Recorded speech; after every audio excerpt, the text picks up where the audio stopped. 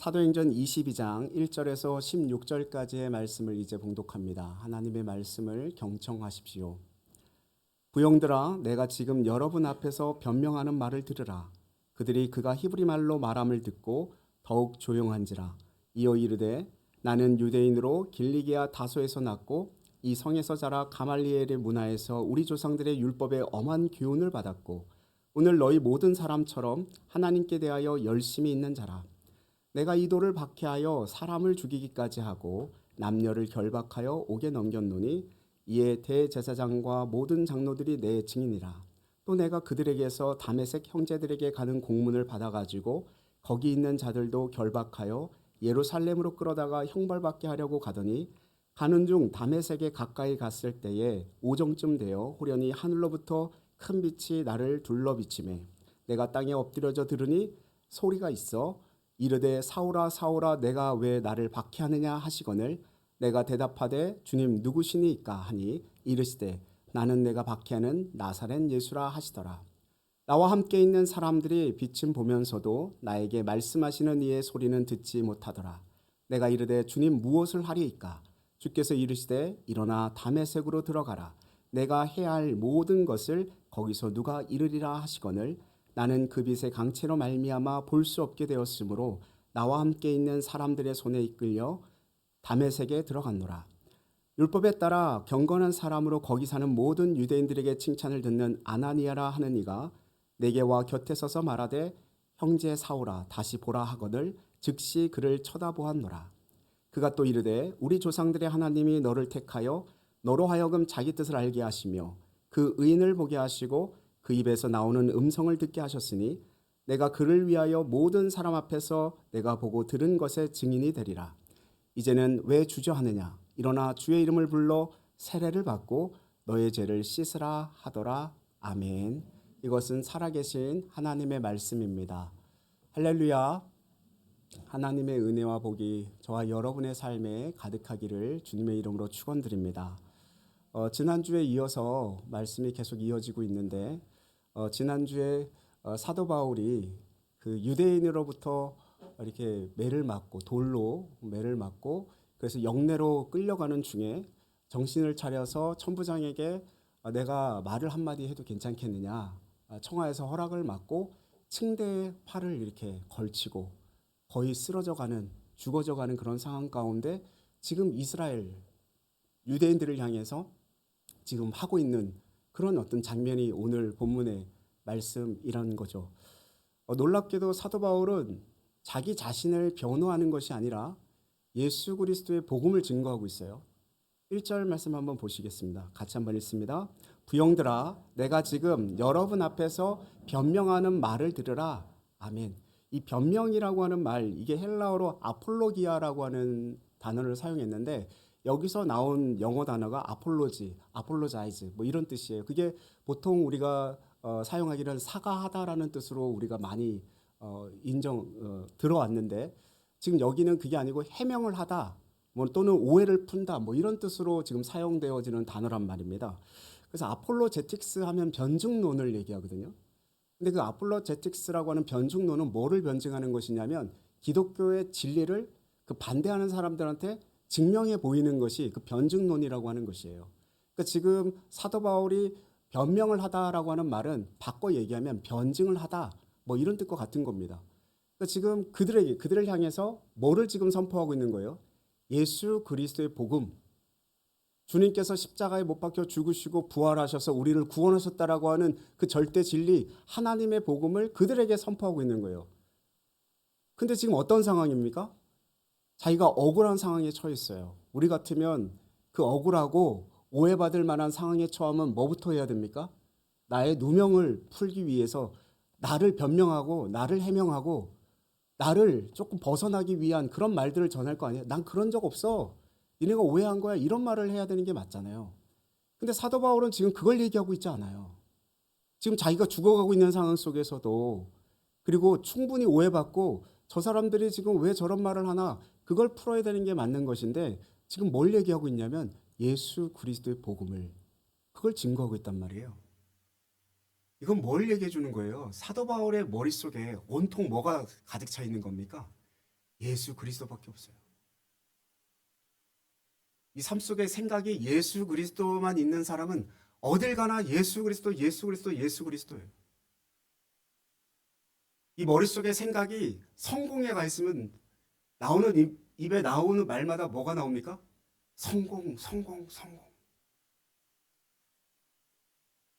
돈이 인생의 전부라고 생각하는 사람은 말끝마다 돈, 돈, 돈, 돈 그렇게 돼요. 사도 바울은 나오는 말마다 예수 그리스도의 복음이었어요. 예수 그리스도의 진리였어요. 이게 하나님의 사람으로서 사명받은 사람의 모습 아닙니까? 그래서 이를 통해서 예수님을 어떻게 증언해야 되는가? 지금 자기가 죽게 생겼던 이 상황 속에서도 저들에게 어떻게 하면 복음을 증거할 수 있을까? 이게 그 사람의 온통 관심사였단 말이에요. 2절, 3절 말씀 같이 한번 읽어보겠습니다. 그가 히브리 말로 말함을 듣고 더욱 조용한지라 이어 이르되 나는 유대인으로 길리기아 다소에서 났고 이 성에서 자라 가말리엘의 문화에서 우리 조상들의 율법에 엄한 교훈을 받았고 오늘 너희 모든 사람처럼 하나님에 대하여 열심히 있는 자라. 아멘. 히브리 말로 얘기해요. 근데 저번 주에 우리가 얘기할 때 천부장에게는 어떤 언어로 얘기했습니까? 헬라어로 얘기했죠. 지금 사도 바울이 사람에 따라서 그 언어를 달리하고 있는 것을 우리가 좀 집중할 필요가 있어요. 그러니까 그들이 알아들을 수 있는 언어, 그들과 함께 소통할 수 있는 언어, 그 눈높이에 맞춰서 지금 복음을 전하고 있는데 사도 바울이 지금 뭐라고 얘기하냐면 난 유대인이다. 그리고 길리기아 다소에서 났다. 그 얘기를 하고 있는 거죠. 그런데 다소에서 났지만 어디서 자랐느냐? 예루살렘에서 자랐다. 그러니까 그들과 충분히 공감할 수 있는 그런 이야기로 지금 풀고 가고 있는 거예요.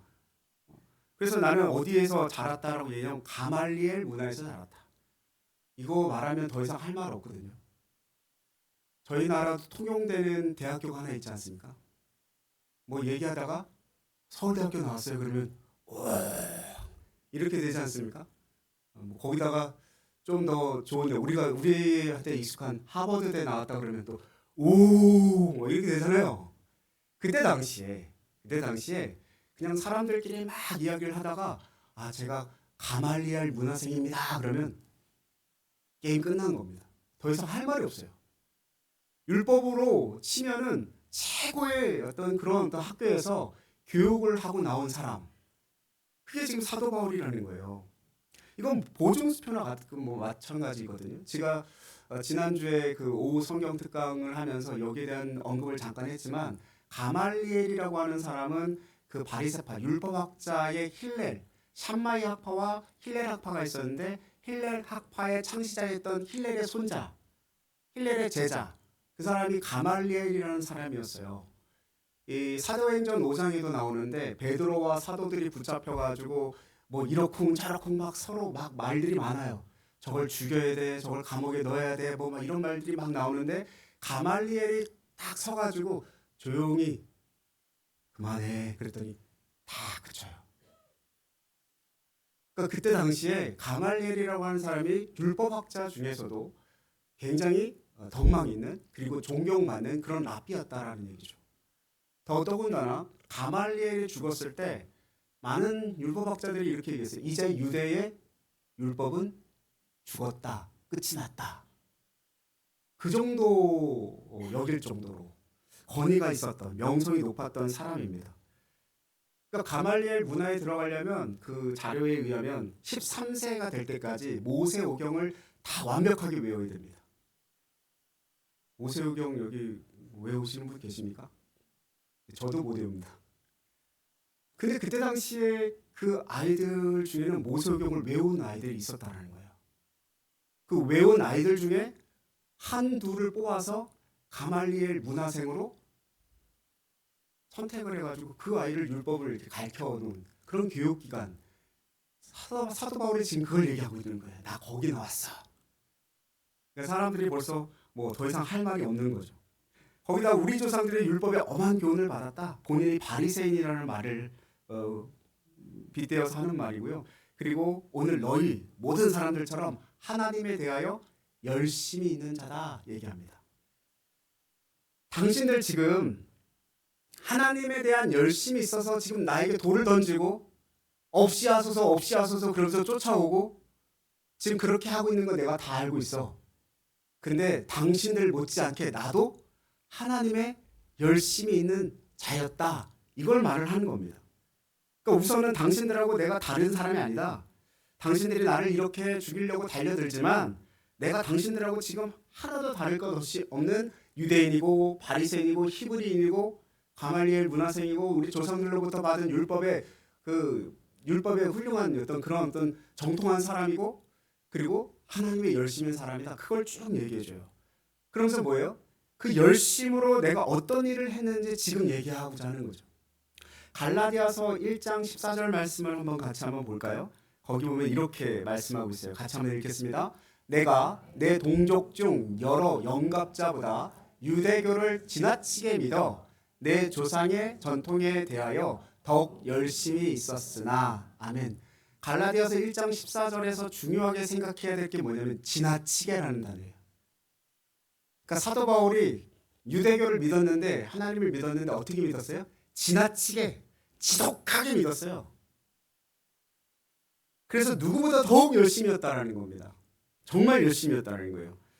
그래서 유대교라고 하는 종교적 열심을 가졌더니 자기가 어떤 사람이 되어졌다라는 것을 얘기하고자 하는 거냐면 하나님의 대적자가 되어 있었다라는 거예요. 지나치게 유대교를 믿었더니 하나님을 대적하는 그런 신앙의 삶을 살아가고 있더라. 사도 바울이 그걸 얘기하고 싶은 거예요. 이슬람을 믿는 사람들이 얼마나 열심입니까?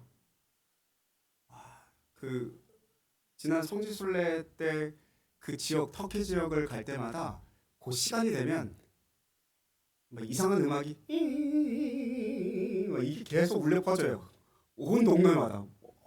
그 음악이 없는 데가 없어요. 다 울려 퍼져요. 울려 퍼지면 각 이슬람교를 믿는 그 사람들이 여기다가 자기 그 양탄자 같은 걸 깔고 절하기 시작해요. 기도하는 거죠, 그들이. 그 성전을 향해서. 하루에 4번씩 꼬박꼬박 빠지지 않고 그걸 합니다. 할 수 있겠습니까? 그리고 매년 성지순례를 가요.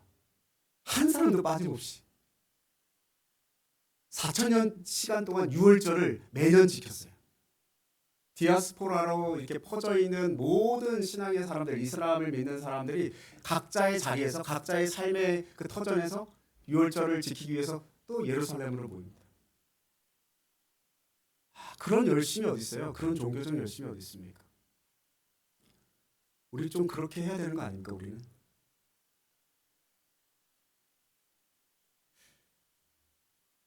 거기다가 집에서는 그들은 철저하게 히브리어만 사용합니다. 다른 언어 사용 안 해요.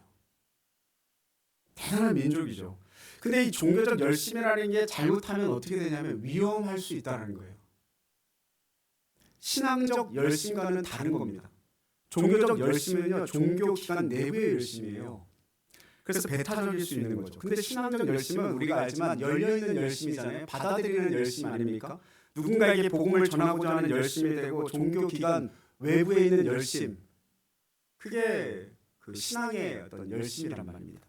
우리가 그런 열심이 복음에 대한 열정, 구원에 대한 열정, 생명에 대한 열정, 그런 열정이 우리가 좀 있어야 되는 거 아니겠습니까? 저 죽어가는 영혼들을 향해서 저들을 좀 살려내야 되는 거 아닌가? 저 세상의 신음소리를 들으시면서 저들이 왜 이렇게 저렇게 아우성이고 저렇게 아파할까? 왜 이렇게 힘들어할까? 왜 이렇게 고통할까? 우리가 고민해봐야 되는 문제 아닙니까? 그들에게 복음을 전하기 위하여서. 사도 바울이 지금 그런 열심을 냈다라는 거예요, 자기도. 그러면서 얘기하는 게 4절, 5절입니다. 같이 한번 읽겠습니다. 내가 이 돌을 박해하여 사람을 죽이기까지 하고 남녀를 결박하여 옥에 넘겼노니 이에 대제사장과 모든 장로들이 내 증인이라. 또 내가 그들에게서 다메섹 형제들에게 가는 공문을 받아가지고 거기 있는 자들도 결박하여 예루살렘으로 끌어다가 형벌받게 하려고 가더니. 아멘. 얼마나 열심히 했는지 사도 바울이 사람을 죽이기까지 했었고 사람을 잡아다가 옥에 넣었어요. 어떤 사람을 잡아다가? 예수 그리스도를 믿는 사람들을 잡아다가 옥에 가두고 대제사장과 율법학자들에게 공문을 받아가지고 저 사람 공식적으로 내가 잡아갈 겁니다 하고 다메섹까지 가가지고 잡아가는 그런 일을 행했다라는 거예요. 그러니까 지금 뭐라 그래요? 여기 있는 대제사장들, 율법학자들, 서기관들, 여러분들이 내 증인 아니냐? 그 얘기를 하고 있는 겁니다. 당신들이 나한테 공무원 써줘가지고 이렇게 그 사람들 잡아오라고 얘기한 건 아니냐? 내가 그걸 받아가지고 갔단 말입니다. 이걸 지금 얘기하고 있어요. 그러면서 6절, 7절, 8절 이어서 같이 한번 읽어보겠습니다. 같이 읽습니다. 가는 중 다메섹에 가까이 갔을 때 오정쯤 되어 호련히 하늘로부터 큰 빛이 나를 둘러비치매 내가 땅에 엎드러져 들으니 소리 있어 이르되 사울아 사울아 내가 왜 나를 박해하느냐 하시거늘 내가 대답하되 주님 누구시니까 하니 이르시되 나는 내가 박해하는 나사렛 예수라 하시더라. 아멘. 자, 다메섹까지 가는 그 사도 바울의 하나님에 대한 열심, 그 유대교적인 열심을 누가 멈춰서게 만든 겁니까? 예수 그리스도. 예수 그리스도. 그러니까 보세요. 종교적 열심은 주님만 멈추게 할 수 있어요. 누구도 못 멈춘다. 왜 그런지 아십니까? 내가 옳다고 하는 열심이에요. 이 종교적 열심의 뿌리가 내가 옳다고 생각하는 것입니다. 내가 의롭다. 내가 옳다. 나만 한 사람 있으면 나와봐라. 이게 종교적 열심에서 비롯된 것이지 않습니까? 그래서 그건 하나님께 가는 길이 아니라 하나님께로 돌아서서 하나님으로부터 멀어지는 길이란 말입니다. 그래서 하나님께로 가는 길은 끝이 있어요. 주님, 하나님. 돌이켜서 가면 그 하나님께로 가는 거죠.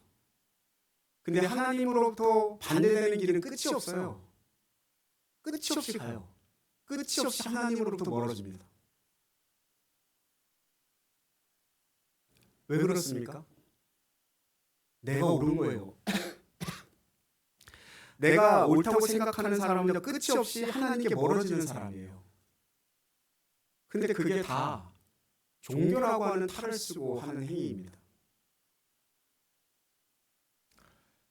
그래서 우리에게 좀 질문을 좀 해야 될 필요가 있는데 먼저 첫 번째 질문은 내가 주님을 향하여서 열심을 내고 있는가? 그 질문 던지기 전에 나는 열심인가?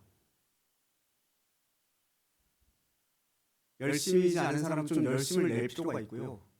그리고 던져야 될 질문이 누구를 위해서 우리가 열심을 내고 있는가? 누구를 향하여서? 그 방향이 틀어지면 반드시 문제가 생깁니다. 혹시 내가 옳다는 신념으로 누군가를 정죄하고 하나님의 어떤 뜻과 계획하심을 내가 제한하고 있는 건 아닌가?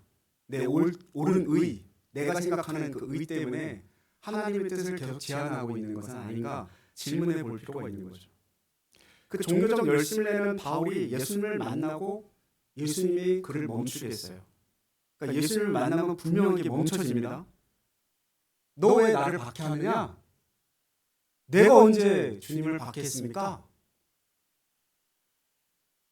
그러면서 하는 질문이 뭐였습니까? Who are you, Lord? 주님 누구십니까? 그렇게 물어봐요. 여러분, 우리의 신앙의 시작은 여기서부터 시작이 되어져요. 주님 누구십니까? 그러니까 첫 출발, 예수님이 누구신지에 대해서 물어야 돼요. 사람들의 신앙이 계속 자꾸 다른 데로 가는 이유가 뭔지 아십니까? 예수님이 누군지를 모르는 거예요. 예수님이 누군지를 몰라요. 보세요. 유대인들이 그 질문을 합니까? 유대인들은 그런 질문을 안 해요. 왜요? 태어나면서부터 하나님을 믿었어요. 그러니까 하나님을 믿어야 돼, 말아야 돼 이런 질문을 던질 이유가 없는 겁니다. 그들에게 그냥 당연한 거예요. 오히려 그 질문을 던지면 어떻게 생각합니까?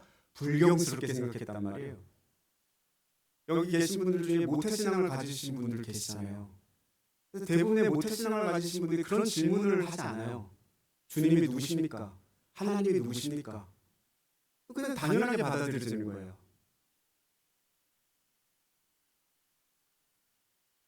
오늘 주님 누구십니까? 이 질문이 지금 사도 바울이라고 하는 이방인의 사도를 탄생시키는 그런 순간이에요. 지금 바울은 유대교에 대해서 너무 잘 알고 있었지만 누굴 몰랐어요? 예수님을 몰랐어요.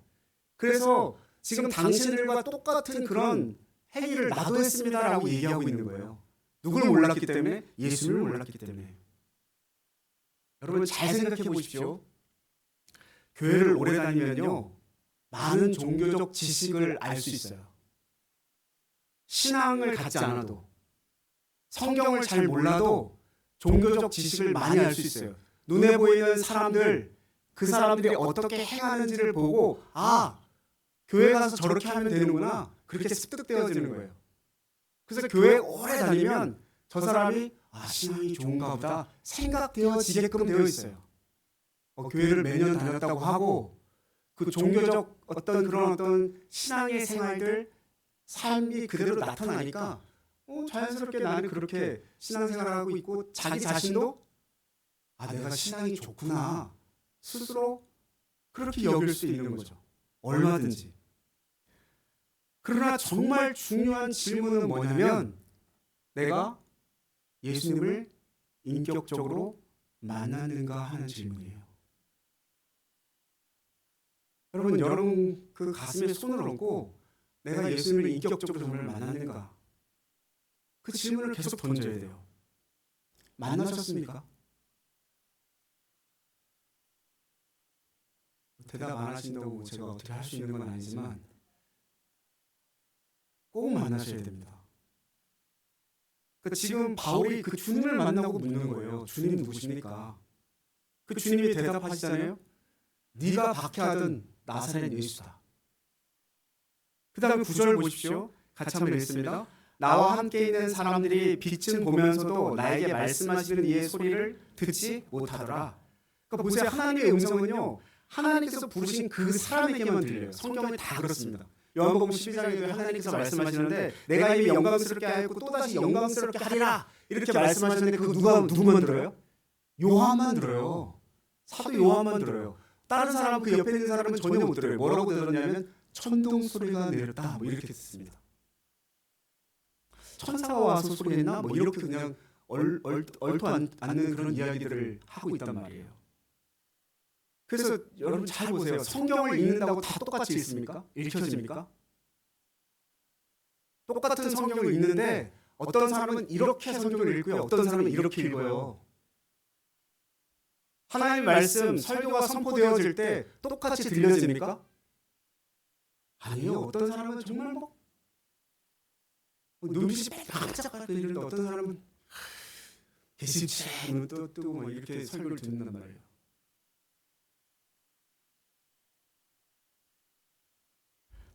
전혀 다른 글을 읽고 있는 거고요, 전혀 다른 말을 듣고 있는 거예요.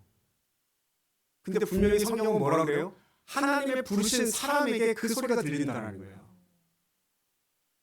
하나님이 선택한 그 사람에게 그게 들린다는 거예요. 여러분 그 주님의 음성을 들을 수 있기를 바랍니다. 이게 너무 중요한 차이잖아요. 그러니까 예수님을 만났다, 그럼 그게 들려야 되는 거죠.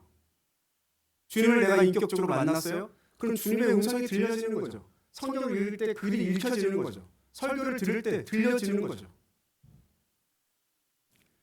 빛이 보이는데 말씀하는 소리를 듣지 못하였더라. 지금 성경이 그렇게 말하는데, 근데 보세요. 사도 바울은 예수님이 누구신지를 직감적으로 알아서 뭐라고 호칭을 해요? 주님, 케리오스 이렇게 호칭을 하고 있잖아요.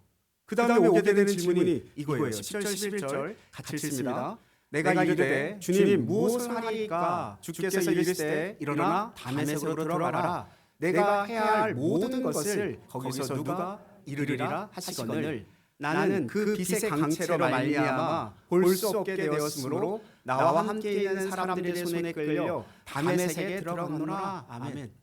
첫 번째 질문이 Who are you, Lord? 주님 누구십니까? 두 번째 질문 What shall I do, Lord? 주님, 내가 뭘 해야 됩니까? 이걸 물어봐요. 이게 두 번째 질문이에요.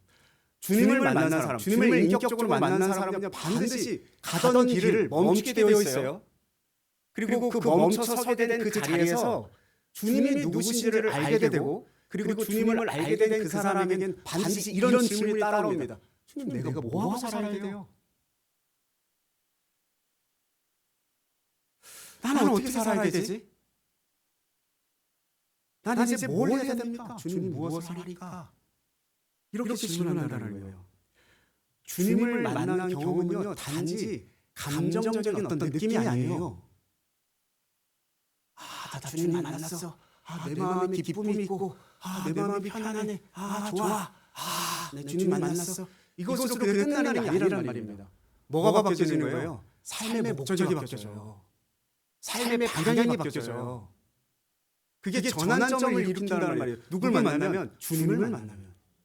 주님을 만나면 멈춰서면 주님을 알게 되어 있고, 주님을 알게 되면 내가 해야 할 일이 무엇인지를 반드시 묻게 되고, 주님은 그것을 알려주신단 말이에요.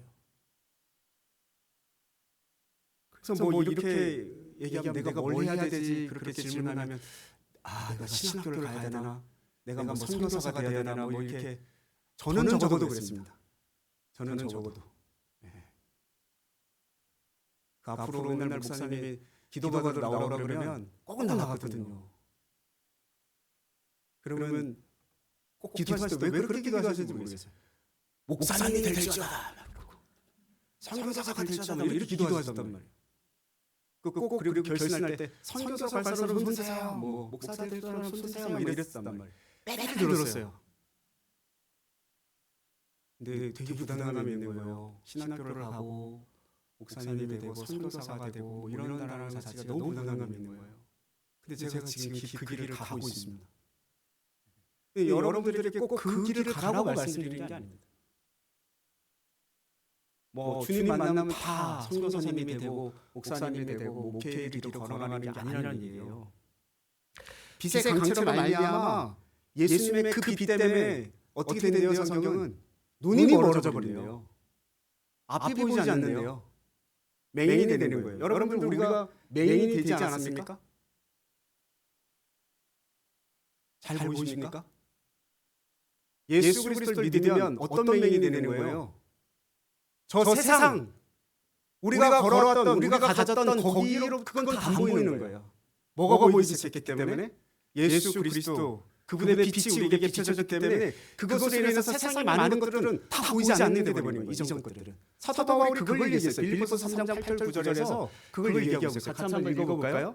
빌립보서 3장 8절 9절 같이 읽습니다. 또한 모든 것을 해로 여김은 내주 그리스도 예수를 아는 지식이 가장 고상하기 때문이라. 내가 그를 위하여 모든 것을 잃어버리고 배설물로 여김은 그리스도를 얻고 그 안에서 발견되려 함이니 내가 가진 의는 율법에서 난 것이 아니요 오직 그리스도를 믿음으로 말미암은 것이니 곧 믿음으로 하나님께로부터 난 의라. 아멘. 사도 바울의 고백이잖아요. 지금 사도 바울이 뭐 때문에 다 해를 여겼대요? 예수 그리스도를 아는 지식이 가장 뭐라고요? 고상하기 때문에. 그래서 다른 많은 것들은 다 해로 여기고 배설물로 여겼다라는 거예요.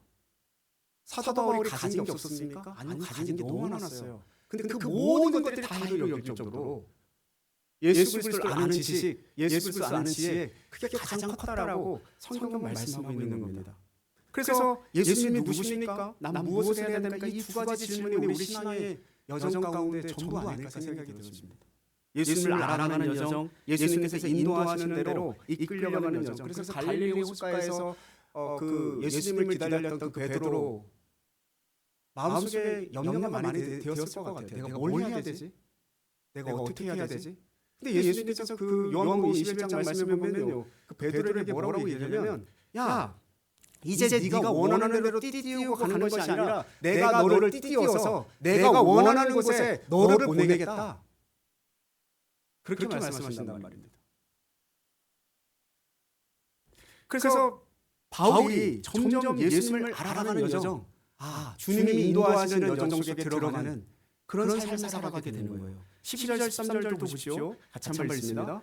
율법에 따라 경건한 사람으로 거기 사는 모든 유대인들에게 칭찬을 듣는 아나니아라는 이가 내게와 곁에 서서 말하되 형제 사울아 다시 보라 하거늘 즉시 그를 쳐다보았노라. 아멘. 아나니아라고 하는 사람은 그 당시에 모든 사람들로부터 칭찬받는 그런 어떤 아주 뛰어난 그런 사람이었던 것 같아요. 예수님께서 분명히 그 다메섹에 가면 어떤 사람이 있을 것인데 그게 아나니아라고 하는 사람이었고, 그 아나니아 옆에 가서 섰더니 아나니아가 안수하죠. 사도행전 9장에 보면 안수해서 눈을 이렇게 확 뜨게 만들어요. 어떤 눈이 떠진 겁니까? 제2의 눈동이에요. 세상으로부터 관심이 있던 그 모든 눈들이 다 가려지고 새롭게 눈이 떠졌어요. 그래서 사도 바울이 지금 뭘 해야 되는지를 알기 시작한 겁니다. 내가 이때까지 살아온 삶이 그게 옳지 않은 삶이었구나. 내가 다른 것에 열심을 하며 살아갔던 삶이구나. 이제 내가 정진하고 달려가야 할 그 길이 어떤 길인지 아나니아를 통해서 분명하게 듣게 되는 거 아닙니까? 상황이 완전 달라진 거죠. 상황이 완전 달라진 거예요. 그래서 14절, 15절, 16절 말씀 읽어보겠습니다. 같이 읽습니다. 그가 또 이르되 우리 조상들의 하나님이 너를 택하여 너로 하여금 자기 뜻을 알게 하시며 그 의인을 보게 하시고 그 입에서 나오는 음성을 듣게 하셨으니 내가 그를 위하여 모든 사람 앞에서 내가 보고 들은 것에 증인이 되리라. 이제는 왜 주저하느냐? 주의 이름을 불러 세례를 받고 너의 죄를 씻으라 하더라. 아멘. 이 장면을 한번 생각해 보세요. 피가 이렇게 닦여지지 않았을 거예요. 피가 조금 이렇게 질질질 흘리고 있겠죠. 거기에 힘은 쭉 빠져 있고 침대에 이렇게 팔을 걸쳐서 나의 몸을 의지하고 있는 상태에서 지금 사도 바울은 어떻게 보면 오늘날로 말하면 간증 집회를 하고 있는 거란 말입니다. 그 유대인들, 자기를 죽이려고 하고 자기를 공격하는 그 유대인들을 향해서 지금 그 복음을 증거하는데 어떤 복음을 증거하는 거예요? 내가 어떻게 주님을 만났는지를 얘기합니다. 내가 예수님 만나기 전에는 너희들과 똑같은 삶을 살았어. 별다른 다른 게 없었어. 나도 유대인이었고 길리기아 다소에서 태어났고 그리고 예루살렘에서 자랐고 가말리엘 문화에서 교육받았고 율법으로는 정말 누구보다 뛰어난 자이고 하나님이 열심히 있었던 사람이야. 내가 그때 예수님을 몰랐어. 근데 예수님을 내가 만나고 났더니 예수님이 누구시고 그 예수님을 통하여서 내가 어떤 삶을 살아가야 되는지 그걸 알게 됐어. 그래서 내가 이렇게 변했어. 사도 바울은 지금 그거 얘기하고 있어요. 여러분, 전도 어렵지 않습니다. 이렇게 하면 돼요. 내가 만난 예수님, 그 예수님을 만남으로 말미암아 내 삶이 이렇게 삶의 목적이 바뀌었고 삶의 이유가 이렇게 전환되었고 그래서 난 지금 이렇게 살아가고 있어. 이걸 얘기하는 거잖아요. 뭐 다른 얘기가 있습니까? 사도 바울이 이 지금 예루살렘에 오기 바로 직전에 고린도라고 하는 지역에서 6개월 동안 있으면서 그 로마에 편지를 보냈어요. 그게 로마서라고 말씀을 드리는데 로마서 10장 1절, 2절, 3절에 보면 이렇게 편지를 하고 있는 내용이 나와요. 같이 한번 읽어보겠습니다. 1절, 2절, 3절입니다. 형제들아, 내 마음에 원하는 바와 하나님께 구하는 바는 이스라엘을 위함이니 곧 그들로 구원을 받게 하니라. 내가 증언하노니 그들이 하나님께 열심히 있으나 올바른 지식을 따르는 것이 아니니라. 하나님의 의를 모르고 자기 의를 세우려고 힘써 하나님의 의에 복종하지 아니하였느니라. 아멘. 하나님도 모르고 하나님의 의도 모르고 자기 의에 치우쳐가지고 하나님의 의에 오히려 복종하지 않는 삶을 살고 있더라는 겁니다. 올바른 지식을 따라 하나님을 믿지 않았다라는 거예요. 그래서 이스라엘 전체를 향해서 호세아서는 끊임없이 말하고 있는 것이 여호와를 알자, 여호와를 힘써 알자. 도대체 하나님을 모른다는 거예요. 여러분, 그리스도인들이요, 적어도 우리가 성경은 그래도 알아야 되잖아요. 근데 여전히 성경이 너무 어렵고 너무 힘들고 너무 벅차고 무슨 말 하는지 도대체 알 수 없고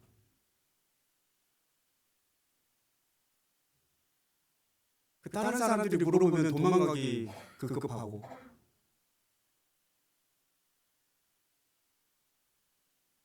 모른다는 거예요. 우리가 예수님이 누구십니까? 하나님이시죠. 왜 오셨습니까? 오신 이유가 이거예요. 하나님을 모르는 사람들, 하나님을 종교화시켜서 믿는 사람들, 하나님을 유대라고 하는 종교에 그냥 함몰시켜서 하나님이 되지 않는 그 하나님을 독점하고 있는 자들을 향해 오셨다. 지금 사도 바울이 그걸 얘기하고 있는 거거든요. 그래서 그 예수님을 안다고 얘기하면서 그 종교적으로 치우치는 사람은요, 광신도가 되기 쉽습니다. 열심을 다해서 잘못하면, 방향이 틀리면 광신이 되고 미신이 되고 맹신이 되는 거 아닙니까? 참다운 믿음이 아닌 그 길을 가서는 안 되는 거잖아요. 그러니까 사람들이 계속 돌이키지 않고 예수님께서 계속 부르시는데도 예수님께로 가지 않고 자기 의를 위해서, 자기 길로, 자기 힘으로, 자기 능력으로 그렇게 계속 가는 거예요. 근데 죽도록 자기 힘과 자기 의를 위해서 걸어가 봐야 그 길은 어디입니까? 하나님의 반대되는 길이에요. 하나님부터 멀어지는 길이에요. 하나님의 멸망되는 길입니다. 교회를 이렇게 다니면 사람이 더 빛이 나고 더 행복해지고 저 사람의 삶을 통해서 내 마음에 기쁨이 이렇게 주어져야 되는데 교회를 다니면 다니면서 저 사람은 좀 이상해져.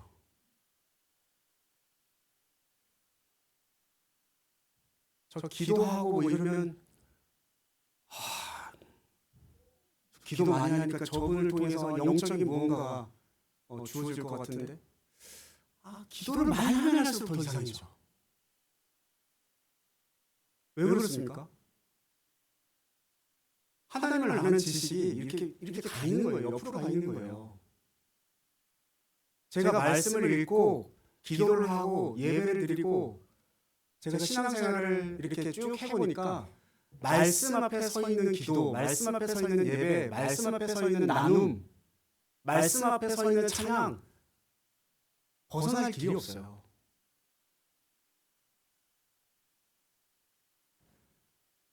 하나님이 주시는 이 진리 가운데 자유하시기 바랍니다. 자유하셔요. 그 자유하라고 말씀드렸더니 어떤 분들은 이게 자유야. 그래서 합리화시키시면서 신앙생활을 잘하고 있는 분에게도 가갖고 넌 자유하지 못하는구나. 뭐 이렇게 또 말씀을 하시더라고요. 그 자유가 뭔지 몰라서 그렇게 말씀하시는 거예요. 자기 편하려고 자유한 게 아닙니다. 생각해 보세요. 신앙이 점점 편해지고 있잖아요. 성경은 그게 신앙의 길은 아니었어요. 우리가 뭐 하려고 지금 편해지는 겁니까? 예수 그리스도에게 집중하기 위해서 편해지는 거예요. 하나님께 집중하기 위해서 편해지는 거예요. 그거 벗어나면 그거 자유 아니에요.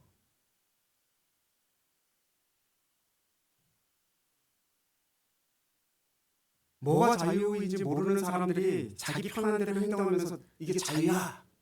하나님이 자유하라고 말씀하셔서 이렇게 자꾸 거기다가 핑계 갖다 붙인단 말입니다.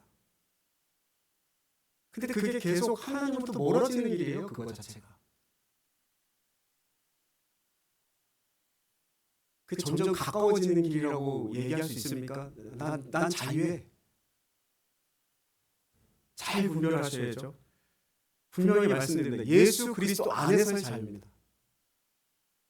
그 사랑 안에서의 자유예요. 그것으로 벗어나는 것은요, 자유가 아니고 방탕이고 방임이죠.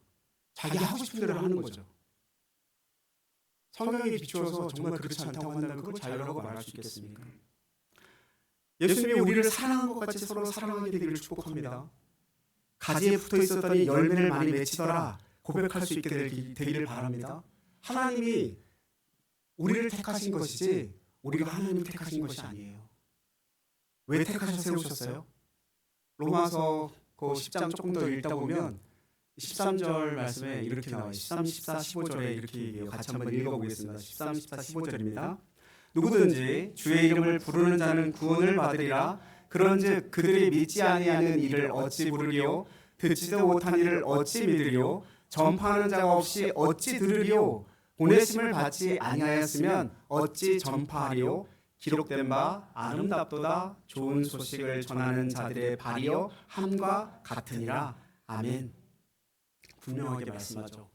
저와 여러분이 예수 그리스도를 전하지 아니하면 저 세상에 있는 사람이 들을 길도 없고요, 믿을 길도 없고요, 예수님을 알 길도 없다고 분명하게 말씀하고 있어요. 오늘 우리가 진지하게 물어야 될 질문이 또 여기에 있잖아요. 내가 정말 예수님을 인격적으로 만나서 예수님을 만난 사람답게 살아가고 있는가? 저는 예안교회에 속한 모든 성도들이 예수 그리스도를 인격적으로 만났다고 한다면 그 만남 이후에 우리의 삶이 그리스도인으로서 온전히 주님과 동행하는 삶을 살아가야 되지 않겠습니까? 그것이 복음 앞에 서는 길이고 복음을 증거하는 일이래요. 그것에 우리가 열심을 내고 있는가? 오늘 사도 바울이 두 가지 간증, 질문이 나오죠. 주님 누구십니까? 주님 내가 무엇을 하리까? 이 두 가지 질문이 우리의 신앙의 출발이자 여정의 중심이라고 말씀을 드렸습니다. 예수님을 바로 아는 것, 그리고 예수님의 인도하심을 따르는 삶, 이 두 가지가 없이는 우리가 열심은 가질 수 있어도, 얼마든지 열심을 가질 수 있어도 복음을 따르는 삶, 복음에 합당한 삶, 그 삶을 살지는 못합니다. 오늘 이 질문을 다시 한번 우리 자신에게 다시 한번 던져봤으면 좋겠고요, 주님께 다시 던졌으면 좋겠고요, 이 질문을 붙잡고 살아가셨으면 좋겠습니다.